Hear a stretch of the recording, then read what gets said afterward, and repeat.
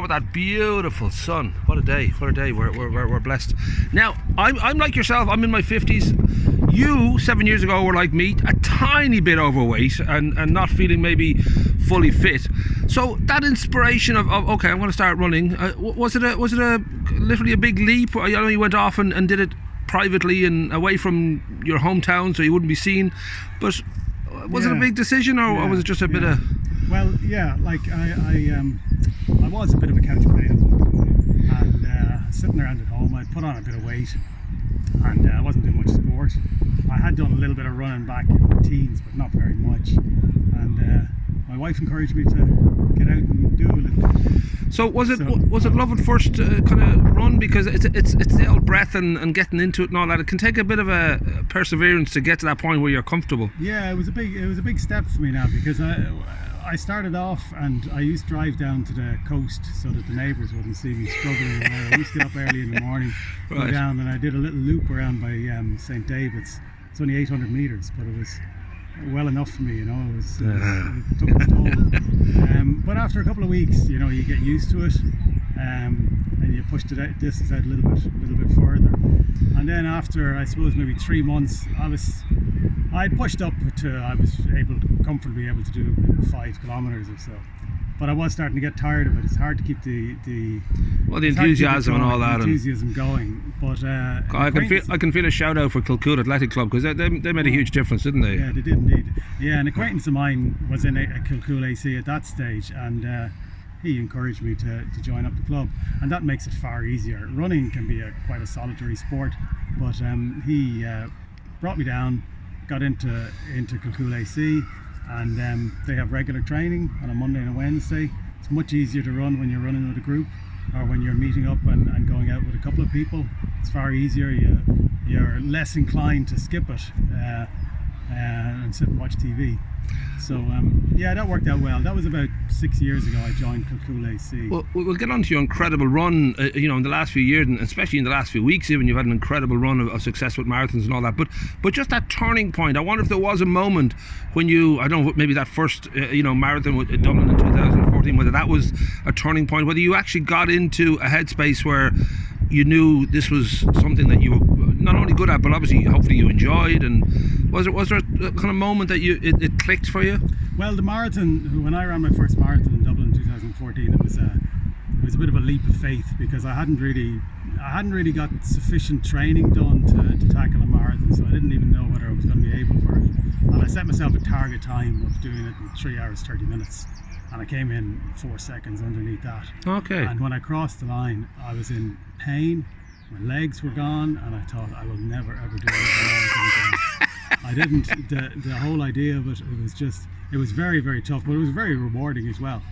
But after a couple of weeks, I started thinking, maybe I can try another one. Well, and then I got this idea of the next year in 2015.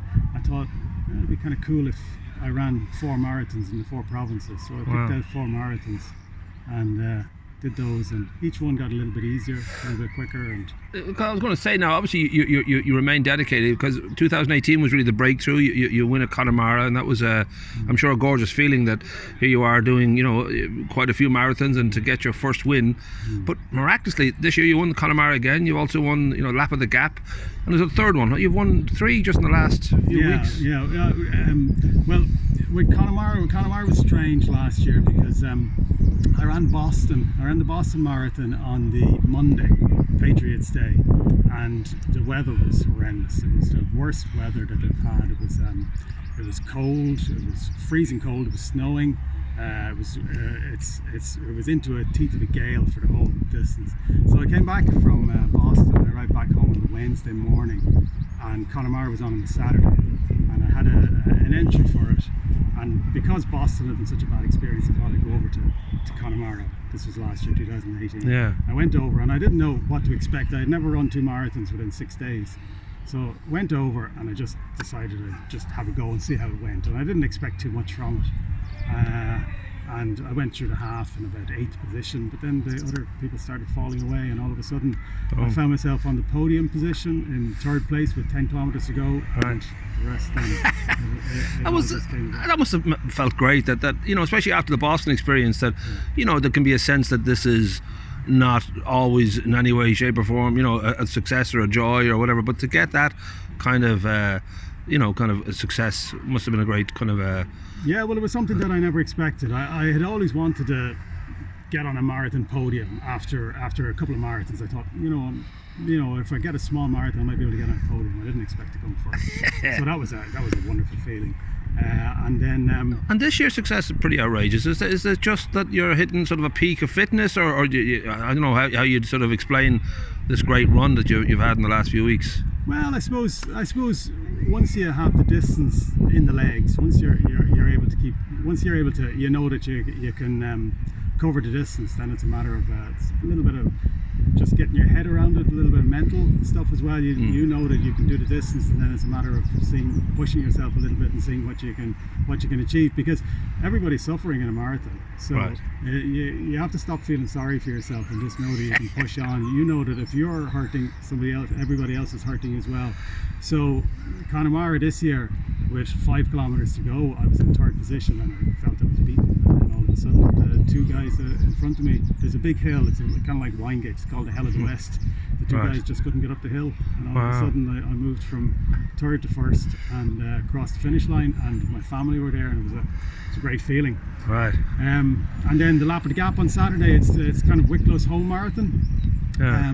Went down to it again. It's a very, very hilly one. You have to climb from Glendalough up to the Sally Gap. Really, really tough marathon. They claim it's the highest and hilliest in Ireland. Right. Went down to it and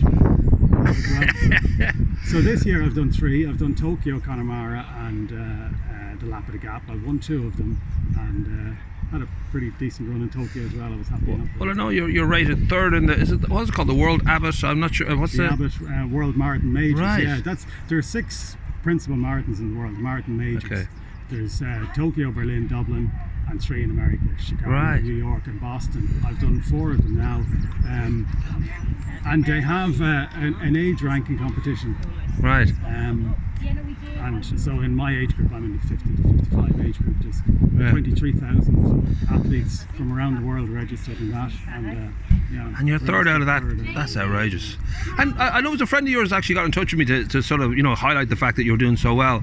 But what kind of struck me was that he said, you know, a guy in he's you know, he's 50, he's doing this kind of thing, and I thought, I'm in my 50s. Are we supposed to not be able to do this? I don't know if you find it funny that the age thing comes into it, because, you know, fitness seems to be, thankfully, you know, a much bigger thing in people's lives now. You've got you know, a lot of people who are eating well and running and all that. I mean, do you I don't know if does that make you feel in any way, shape or form marginalised or pigeonholed or old, or I can't imagine it does. No, I don't think so. I think that I think it's just a matter of self-belief. Right. If you see somebody else doing it, there are other 50-year-olds who are faster than me. Right. So my approach to that is, well, if they can do it, why can't I do it? And there must be 70 and 80-year-olds doing, you know, quite a lot of running. Well, you get maybe there's one-offs, but you will get people in their 60s and 70s doing the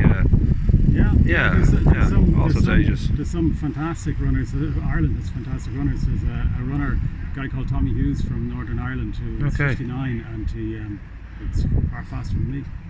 So is it really good runners? Is it kind of the drug for you now, because it's 7 years and obviously you're in great shape, and I mean that's one benefit, that you obviously feel physically well and you look great, you know, from the running. Is it something you feel, well, okay, this is bop till you drop time, I'm in love with this and I'm going to keep going? Or yeah, it's something I'm going to keep at. Yeah. I do enjoy it. It's a great feeling when you're, well, racing is great, but racing is very different from the training. Training is tough, and it is hard to keep motivated, but if you have a race coming up, then that's the motivation for you. But sometimes it's still hard to get up off the couch and get out for 30 kilometers or whatever. You know, it's much easier sitting around, but once you get out, the first step is always the hardest, and once you're out on the road, well, I suppose I was going to sort of wrap up by saying that for those who are watching it, who might have been in the same position of you 7 years ago, just feeling, you know, I should, but I'm just not quite ready to get out there. I suppose the thing is just do it. Just take that step. Yeah, I suppose if I was to give advice to somebody who's starting off, I would say one of the most important things you can do is find a running buddy, find somebody to run with, because if you have somebody to run with, it's motivation. Right. If you're not feeling up for it, well, they'll be going out anyway, so you'll go out with them. I would also think joining a running club is a great step to take. Running clubs cater for all levels. You don't have to be interested in racing. You can just be interested in keeping fit. Kilcool AC, we meet down at the Charlestown running track on a Monday. We're always open for new members, so if anybody is thinking about running or has just started running, drop down to Kilcool AC 7 o'clock on a Monday, and Great. we'll look at I'll put the links in for email and all that kind of stuff, so people can get in touch. But well done, and it's a huge achievement to be third out of how many 38? What was it? Thousands of. 22,000. Gee, mini cricket. Well done, son. Beautifully done.